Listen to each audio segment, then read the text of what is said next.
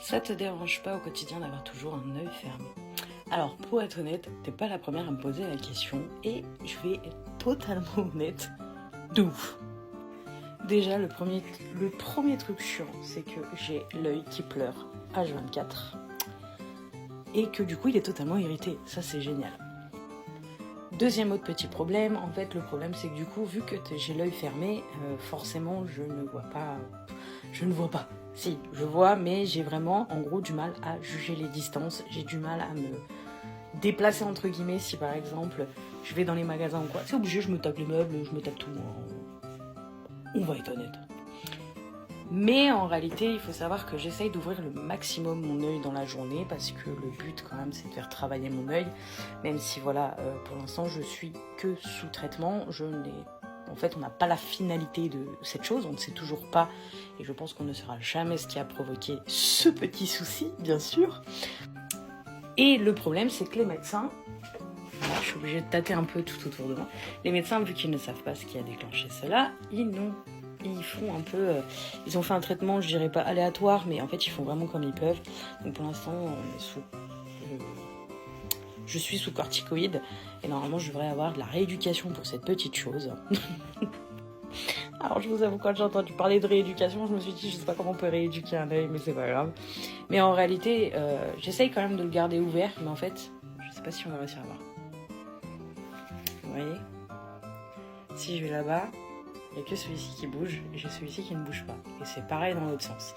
Et en fait, si vous voulez, j'essaye vraiment de le garder aussi ouvert, mais comme là je vous dis, je vois mon téléphone en 1, 2, 3 exemplaires.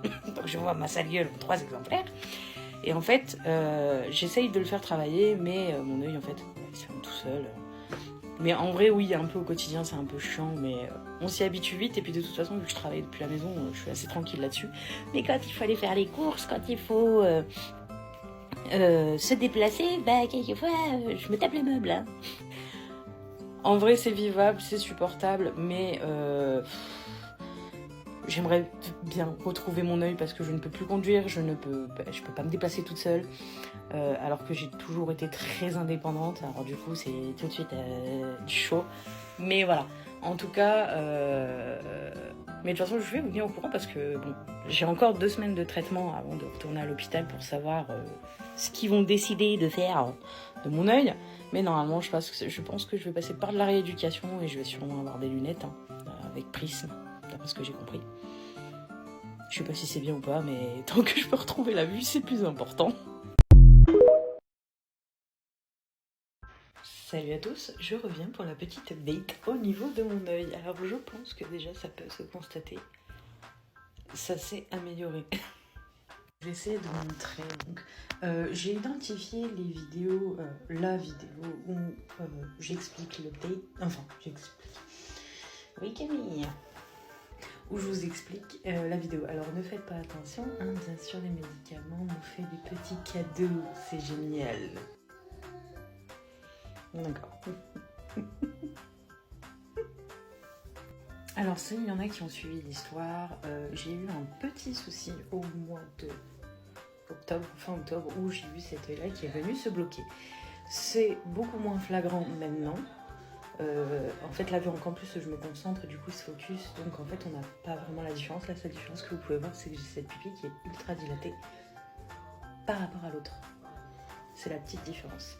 Mais il faut savoir qu'à la base, j'avais cet œil-là qui partait complètement sur la droite. Alors, il faut savoir qu'il s'en est passé des choses depuis. Donc, déjà, je suis sortie de l'hôpital. Bonne chose. Comment dire que à peu près 1 mois après, on m'appelle, on me dit « Vous devez refaire un examen, Madame Denis ?» Bien sûr. Qui ne montre toujours rien, bien sûr, sinon ce n'est pas drôle. Donc, quand on comprend, les médecins ne savent toujours pas ce qui a provoqué ce problème avec mon œil. Il faut savoir que je vois toujours flou, enfin, je vois toujours en double, sauf quand là, maintenant, je focalise mon œil, ça va. Je vois bien. En plus, j'ai les gars qui foutent le bordel derrière la vidéo, c'est génial.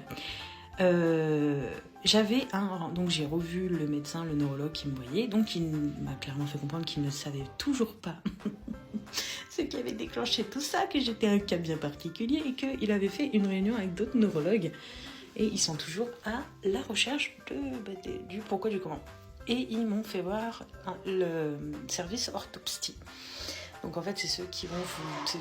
Enfin, moi, d'après ce que j'ai compris, ils testent votre vue et en fait, le but, c'est de savoir si on va vous mettre des lunettes ou quoi que ce soit. Sauf qu'à ce moment-là, au moment du rendez-vous, j'avais 0 amélioration. 0. Donc je vais à mon rendez-vous de l'orthoptie. J'arrive pas à dire ce mot, c'est fou. Je vais au rendez-vous et là, elle me fait clairement comprendre que vu qu'il n'y avait pas d'amélioration à ce moment-là, je n'avais ni le droit aux lunettes et que la rééducation, en fait, ne servait strictement à rien. Yes. Donc clairement, j'ai fait ce rendez-vous pour rien. Parce qu'ils m'ont annoncé juste après que j'en avais pour 3 mois. Il fallait que j'attende 3 mois avant le prochain rendez-vous. Parce qu'ils voulaient voir s'il y aurait une amélioration ou une rechute. Comment dire que ça te fait peur quand on balance que ton œil peut faire une rechute? Ravi. Au final, ce qui s'est passé, c'est que je pense que mon corps a eu très très peur quand ils m'ont annoncé que j'avais je devais attendre encore 3 mois. Parce que mon œil commence à se remettre. Donc pour l'instant, je me dis c'est bien, je suis sur la voie de la guérison, je suis tranquille. Sauf que c'est ni le neurologue, ni les orthosties qui m'ont fait peur, c'est la médecine interne. Vous vous souvenez de... La médecine interne me dit en fait le truc là c'est bien, ok votre vue elle revient, mais qui nous dit que ce ne sont pas les corticoïdes qui vous permettent de retrouver votre axe et tout, mais qui nous dit qu'une fois que vous n'aurez pas arrêté, et ça reviendra comme avant. Donc on peut dire que pour l'instant il n'y a pas vraiment de bonnes nouvelles, on va dire que c'est neutre. Je ne sais pas où j'en suis, je ne sais pas ce qui a provoqué ça, je ne sais pas si au final ça se soigne, vu que d'après eux c'est possible qu'une fois que j'arrête les corticoïdes, ça reparte, que je sois repartie pour un tour. C'est génial. Mais bon, je suis déjà contente, comme vous pouvez le voir, il y a quand même une nette amélioration. On a l'impression que mon œil est revenu à la normale, à part vraiment la pupille par rapport à l'autre, qui est quand même ultra dilatée. Salut les potos. Donc voilà, en tout cas, écoutez, s'il y a d'autres nouvelles, je vous tiendrai au courant, mais là, voilà où ça en est.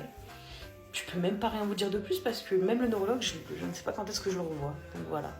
Donc normalement, j'espère le revoir en janvier, et puis voilà.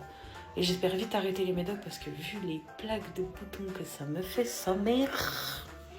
My God, j'ai une peau de merde. Pourtant, je fais attention, ça ne sert à rien. C'est génial. Allez, à bientôt les potos.